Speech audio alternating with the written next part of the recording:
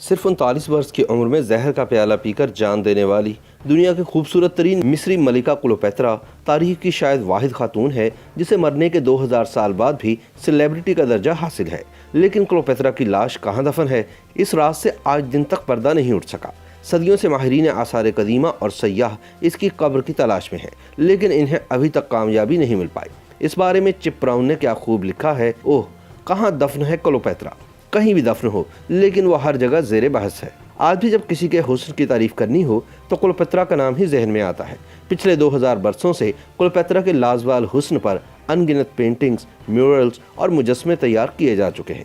وہ متعدد ناولوں، افسانوں اور کہانیوں کا موضوع بن چکی ہے اور ان پر ہالی ووڈ سمیت دنیا بھر میں فلمیں بنائی گئی ہیں، جن میں ان کے کردار الزبتھ ٹیلر اور صوفیا لورین جیسی حسیناؤں نے ادا کیے ہیں۔ آج ہم جس خاتون کو کلیوپیٹرا کے نام سے جانتے ہیں وہ دراصل کلیوپیٹرا ششم ہے، جو 69 قبل مسیح میں مصر کے حکمران بطلیموس دوازدھم کے گھر پیدا ہوئی تھی۔ جب والد کا انتقال ہوا تو اصولی طور پر اقتدار 18 سالہ کلیوپیٹرا کے پاس آنا چاہیے تھا، مگر لوگوں کو عورت راج قبول نہیں تھا، اس لیے انہیں چھوٹے بھائی کے ساتھ مشترکہ حکمران بنا دیا گیا۔ مثل مشہور ہے کہ گڈڑی میں 2 فقیر اور ملک میں 2 بادشاہ نہیں سما سکتے، تو ایک تخت پر 2 بادشاہ کیسے رہ پاتے؟ تو پھر یہی ہوا۔ کلیوپیٹرا کو بھائی کی فوجوں سے جان بچا کر مصر سے بھاگ کر روم جانا اور رومن بادشاہ جولیس سیزر سے مدد حاصل کرنا پڑ گئی۔ سیزر مصری ملکہ کی فریاد سے غم اور اداؤں کا اسیر زیادہ ہوا اور اس نے مصر پر چڑھائی کر دی اور مشکل ہی سے صحیح لیکن کلیوپیٹرا کو دوبارہ تخت پر بٹھا دیا، جہاں وہ طویل عرصہ براجمان رہی۔ سیزر کے قتل کے بعد رومی تاج مارک اینتھونی کے سر پر سجا تو انہوں نے شاید اسی وراثت کے تحت کلیوپیٹرا سے بھی افیئر چلانا شروع کر دیا۔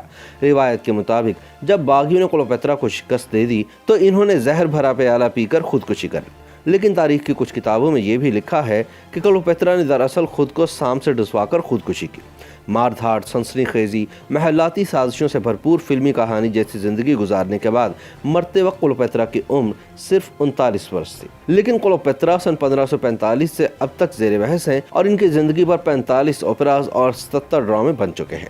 درجنوں فلمیں اور کہانیاں ان کے گرد گھومتی ہیں۔ کلیوپیٹرا کے لاتعداد مجسمے بن چکے ہیں، لیکن کلیوپیٹرا کا نام اب بھی بکتا ہے۔ مورخین آج بھی کلیوپیٹرا کی ذہنی قابلیت کو تسلیم کرتے ہیں، جن کی مٹھی میں دنیا کا طاقتور ترین رومن جرنیل بند تھا۔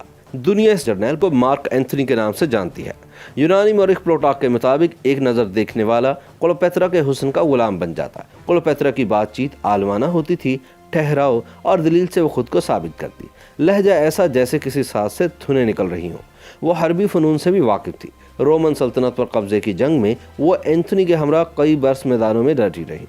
شومیہ قسمت آکٹیم کے مقام پر اینتھونی اور کلیوپیٹرا کی فوجیں اوکتاوین کے ہاتھوں شکست کھا گئیں، جس کے بعد 30 قبل از مسیح میں اوکتاوین کی فوجیں اسکندریہ میں داخل ہوئیں۔ ایک روایت کے مطابق دشمن مرکزی شہر میں فوجیوں کے ساتھ براجمان تھا، لیکن کلیوپیٹرا ایک گنبد کا دروازہ پکڑ کر کھڑی ہو گئی۔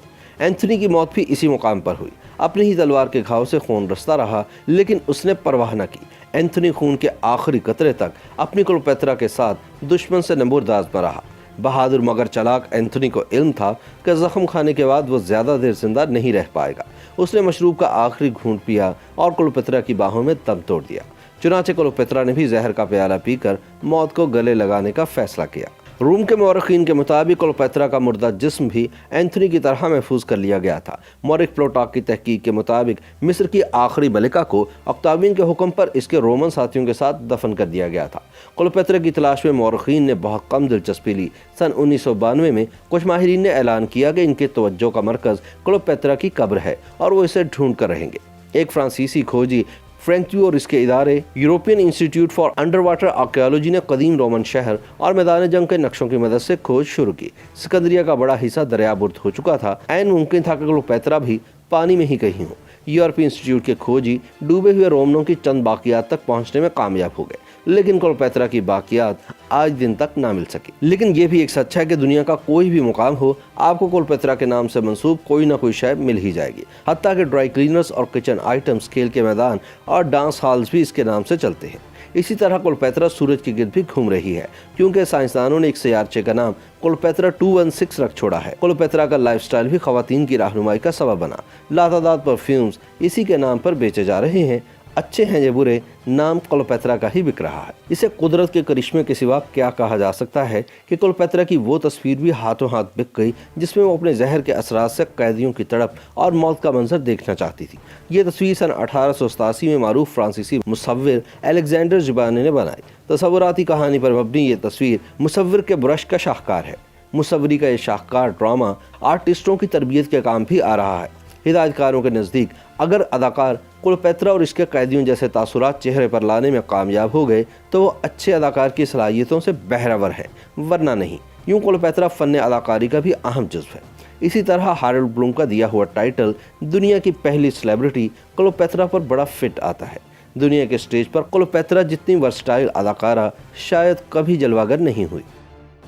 YouTube पर गूगली न्यूज देखने के लिए youtube.com की सर्च बार में गूगली न्यूज टीवी टाइप करें। गूगली न्यूज के पेज पर सुर्ख रंग के सब्सक्रिप्शन वाले बटन पर क्लिक करना ना भूलिए। YouTube पेज पर अपलोड होने वाली वीडियोस से बाखबर रहने के लिए बेल आइकन पर क्लिक कीजिए। आपको हर नई वीडियो के बारे में नोटिफिकेशन मौसूल हो जाएगा।